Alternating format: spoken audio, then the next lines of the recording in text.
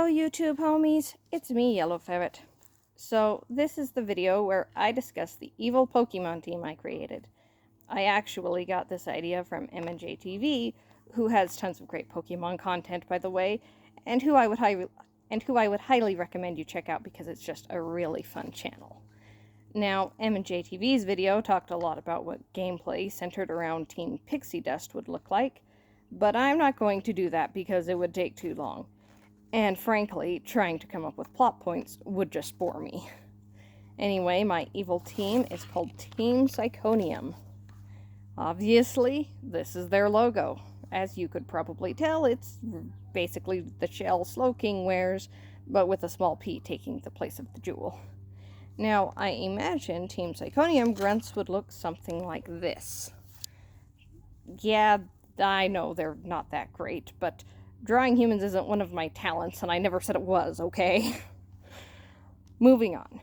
Although the logo is purple, Team Psychonium's outfits are mostly green.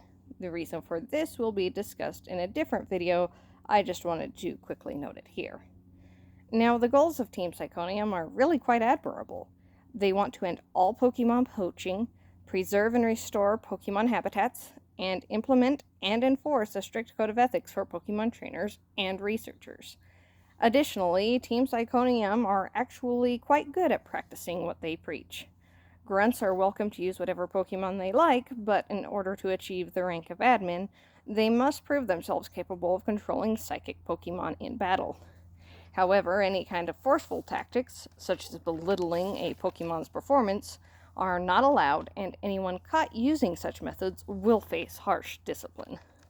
Of course, the real problem isn't what Team Psychonium wants to accomplish, it's how they go about achieving their goals. Their headquarters is a perfect example of this.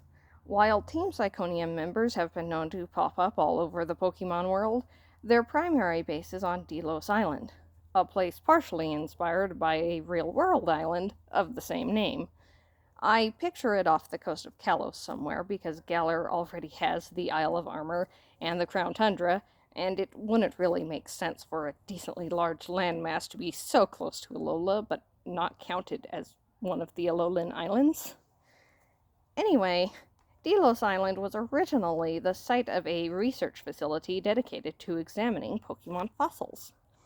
It is unclear why this particular facility was targeted by Team Psychonium. As none of the scientists who worked there escaped, their leader's exact motives will likely remain secret. Speaking of the leader, for a long time, it was believed that Team Psychonium had two leaders, one male and one female. While the female rarely, if ever, left Delos Island, the male never appeared to set foot there, which was quite the curious arrangement.